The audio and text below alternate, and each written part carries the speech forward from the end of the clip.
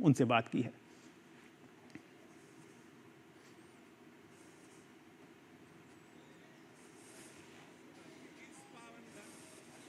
दोस्तों, diamond city सूरत के इस पावन भूमि पर हमारे भारत के लाडले सपूत, आत्मनिर्भर भारत के प्रणेता, स्वदेशी चीज वस्तुओं के हिमायती, विश्व के सर्वाधिक लोकप्रिय नेता, विकास पुरुष और कल ही जिनके नेतृत्व में बिहार के चुनाव में शानदार और ऐतिहासिक जीत हुई है, इस जीत के कर्णधार वैश्विक नेता यशस्वी प्रधानमंत्री मोदी साहब हमारे बीच जुड़ चुके हैं। जोरदार तालियों के साथ और एक भारत मां के जय घोष के साथ वेलकम करें। भारत माता की जय। Thank you. वेलकम कर, सबसे पहले वेलकम करने के लिए मैं भारत सरकार के केंद्रीय जल मंत्री श्री CR पाटिल साहब और गुजरात सरकार के युवा और कार्याध्यक्ष deputy CM Shri Sanghavi sir को वेलकम करने के लिए आमंत्रित करता हूं। हम जोरदार तालियों के साथ सर को वेलकम करें। हमारे माननीय प्रधानमंत्री श्री नरेंद्र भाई मोदी साहब का हम बहुत सारी तालियों के साथ भारत माता की जय बोल के स्वागत अभिवादन करें। खूबसूरत सूरत में खूबसूरत स्वागत करें। भारत माता की, भारत माता की। मैं सभी मेंबर ऑफ पार्लियामेंट और माननीय धारासभ्य श्री को आग्रह करता हूं कि आए और हमारे प्रधानमंत्री जी को वेलकम करें। सभी माननीय सांसद श्री और सभी धारासभ्य श्री को मैं आमंत्रित करता हूं। हमारे गुजरात के इस पावन भूमि पर, सूरत के इस पावन भूमि पर विश्व के सर्वाधिक नेता, सर्वाधिक लोकप्रिय नेता ऐसे मोदी जी को वेलकम कर रहे हैं। नूतन भारत के शिल्पी आदरणीय प्रधानमंत्री श्री नरेंद्र भाई मोदी साहब, हम सब आपका सत्कार करते हैं सर। हम सब आपका दिल की गहराइयों से स्वागत करते हैं, आपका अभिवादन करते हैं। स्वागत के तीसरे चरण में सूरत के प्रथम नागरिक, मेयर और सभी संगठन के पदाधिकारी को मैं आमंत्रित करता हूं हमारे देश के यशस्वी प्रधानमंत्री जी को वेलकम करने के लिए। हम जोरदार तालियों के साथ इस सुनहरी क्षण में हम सम्मिलित हों। हमारे भारत देश के स्वच्छ शहर सूरत में माननीय प्रधानमंत्री श्री नरेंद्र भाई मोदी सर आपका स्वागत करते हैं। फिर से एक बार भारत माता की। धन्यवाद आप सबका। आज के अवसर पर नम्र निवेदन करते हैं माननीय प्रधानमंत्री श्री नरेंद्र भाई मोदी सर, आप श्री को इस जन मेदिनी को आप संबोधित करें।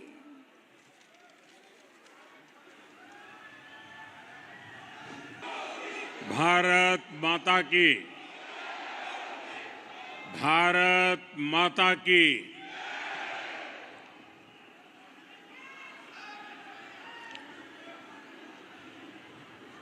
बिहार का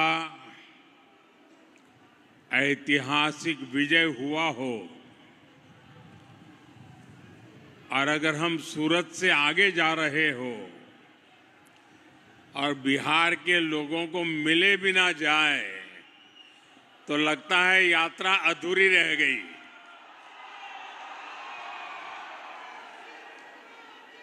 और इसलिए गुजरात में रहने वाले और खास करके सूरत में रहने वाले मेरे बिहारी भाइयों का हक बनता है और इसलिए मेरी स्वाभाविक जिम्मेवारी भी बनती है कि आप लोगों के बीच आकर के इस विजयोत्सव की कुछ पल का मैं भी हिस्सा बनूं। अचानक कार्यक्रम बन गया। मैं सुबह जा रहा था डेडियापाड़ा, तो यहाँ के हमारे साथियों ने मुझे कहा कि बिहार के लोगों की इच्छा है अगर आप 5-10 मिनट बाहर आ जाए तो लोग आ जाएंगे। और मैं देख रहा हूं दूर दूर तक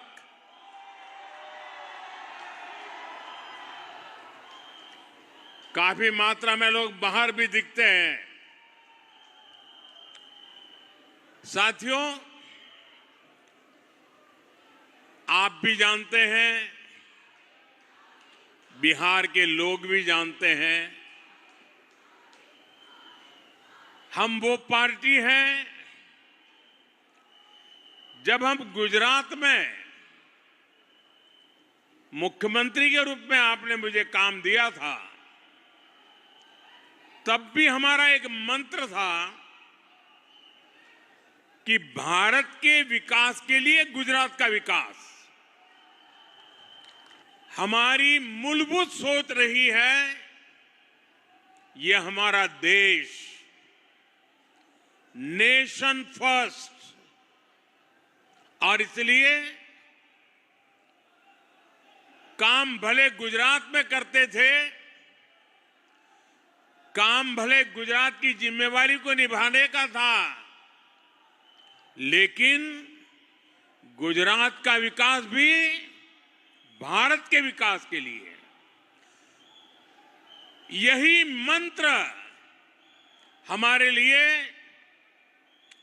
हिंदुस्तान का हर कोना, हिंदुस्तान का हर राज्य, हिंदुस्तान का हर भाषा भाषी नागरिक, ये हमारे लिए पूजनीय है, वंदनीय है। और इसलिए बिहार का भी गौरव करना, बिहार के सामर्थ्य का स्वीकार करना,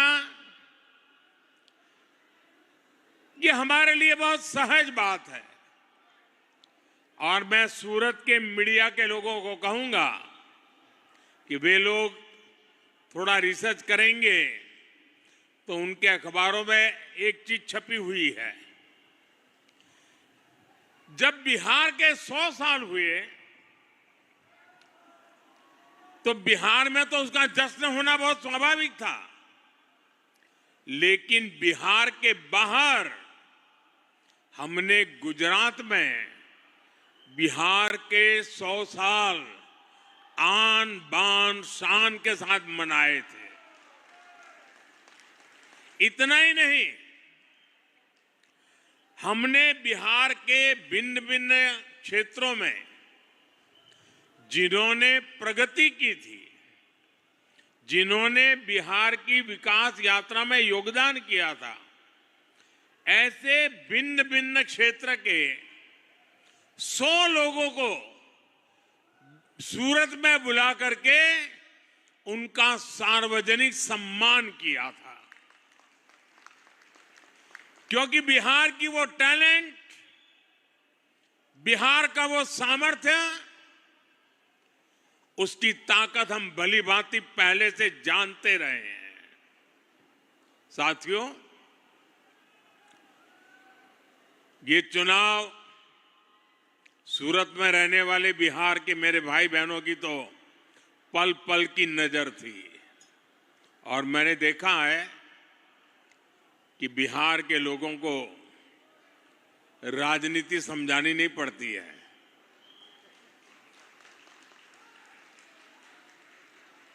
वो दुनिया को राजनीति समझाने की ताकत रखते हैं।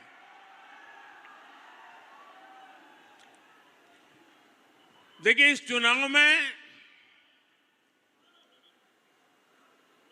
एनडीए गठबंधन जो विजयी हुआ है और महागठबंधन जो पराजित हुआ है, वो दोनों के बीच में 10% जितने वोट का फर्क है। 10%, ये बहुत बड़ी बात है जी। यानी सामान्य मतदाता ने एक तरफा, और मुद्दा क्या? विकास। आज बिहार के अंदर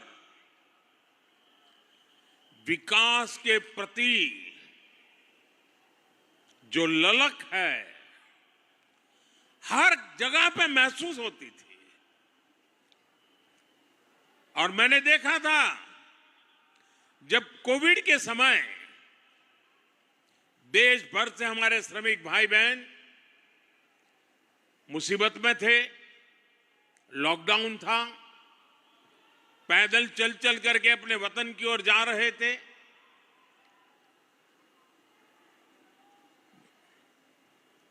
ट्रेन में लोगों को ले जाना यह भी चिंता का विषय था, कहीं फैल न जाए। लेकिन मुझे एक बार वीडियो कॉन्फ्रेंस से बिहार के लोगों से बात करने का मौका मिला और जो उन्होंने मुझे बताया वो बड़ा मेरे लिए सुखद था।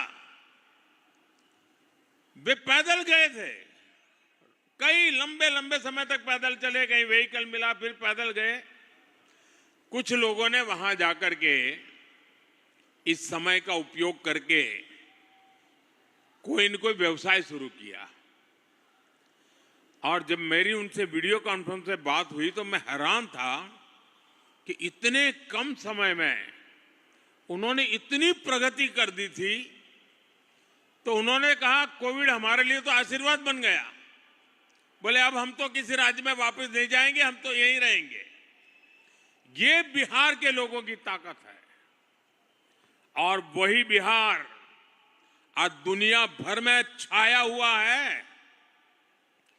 दुनिया में कहीं जाइए बिहार की टैलेंट आपको नजर आएगी और ऐसा बिहार अब विकास में नई ऊंचाई को प्राप्त करने का मिजाज दिखा रहा है।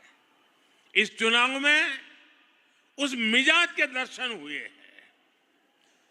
बिहार की माताएं बहनें और बिहार के नौजवान, महिला, युवा, ये एक ऐसा माई कॉम्बिनेशन बना है जिसने आने वाले अनेक दशकों की राजनीति का नींव मजबूत कर दी है दोस्तों। और जो राजनीति का भेषु लोग हैं, जो राजनीति पर विवेचना करते हैं, उनको कई महीने लगने वाले हैं बिहार के चुनाव नतीजों का क्या क्या प्रभाव होने वाला है इसका एनालिसिस करने में। और मैं साफ मानता हूं हिंदुस्तान की राजनीति में इस चुनाव में आपने देखा होगा पिछले 2 साल से बिहार में ये जमानती नेता जो जमानत पर घूम रहे हैं, वे बिहार में जा करके जातिवाद का भाषण देते रहते थे और उनसे जितनी ताकत थी उन्होंने जातिवाद का जहर फैलाने की थी। और पुराने जमाने से उनको लगता था शायद इससे उनका खेल हो जाएगा। बिहार के इस चुनाव ने जातिवाद के उस जहर को पूरी तरह नकार दिया है। ये देश के लिए बहुत ही उज्जवल संकेत है। बिहार के अंदर सार्वजनिक कार्यक्रमों में गैर कानूनी तरीके से जमीन ने कब्जा करके, मकानों को कब्जा करके जो वक्फ बना दिया जाता था, हमने देखा था तमिलनाडु में हजार साल पुराने गांव के गांव वक्फ प्रॉपर्टी बना दिए गए थे। देश भर में चिंता बन पड़ी थी। तब जाकर के हमने पार्लियामेंट में कानून पास किया वक्फ को लेकर के। बिहार के चुनाव में ये जमानती नामदार, उनके साथी दल सार्वजनिक रूप से वक्फ कानून को फाड़ देते थे और ये कहते थे कि हम जीत करके आएंगे, वक्फ कानून को लागू नहीं होने देंगे। बिहार के लोगों ने इस सांप्रदायिक जहर को भी विकास की राह पर चलते हुए पूरी तरह नकार दिया है। साथियों, वहां पर बिहार के वरिष्ठ नेता, आपने पिछले 2-3 साल के बिहार विधानसभा के दृश्य देखे होंगे। जिस प्रकार से नीतीश कुमार को अपमानित करने की फैशन बन गई थी, ऐसे भद्दे शब्दों का उपयोग होता था, जो पार्लियामेंट में भी जो दूसरे नामदार हैं वो भी पार्लियामेंट की सारी मर्यादाएं तोड़ करके जिस प्रकार की भद्दी हरकतें करते हैं, वैसी पटना में होती थी। न देश की जनता इसे स्वीकार करती है और न ही बिहार की जनता कतई इसको स्वीकार कर सकती है। ऐसे कई बातें हैं जिन्होंने इनके प्रति पूरी तरह नफरत का माहौल इस चुनाव में नजर आ रहा था। साथियों, समाज के सब वर्ग ने, बिहार के सभी क्षेत्र ने एनडीए को, एनडीए के साथी दलों को अभूतपूर्व समर्थन दिया है। अगर मैं जहां दलित समुदाय के प्रभाव वाले क्षेत्र वाली सीटें हैं, 38 सीटें, 34 सीटें एनडीए जीत गया। ये इतना बड़ा झूठ फैलाते थे, दलित समाज ने उनको ठुकरा दिया। साथियों, देश ये मुस्लिम लीगी माओवादी कांग्रेस को एमएमसी, मुस्लिम लीगी माओवादी कांग्रेस, देश तो अस्वीकार कर चुकी है।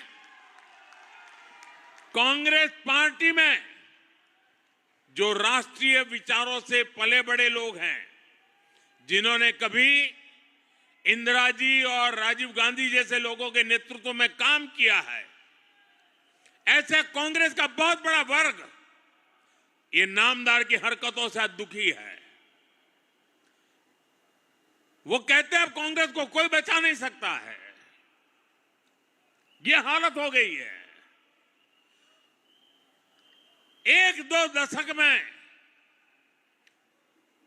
50-60 साल तक एक चक्री राज करने वाले लोग इस प्रकार से खत्म हो जाएं, ये साफ साफ उनके लिए आत्मनिरीक्षण का विषय है।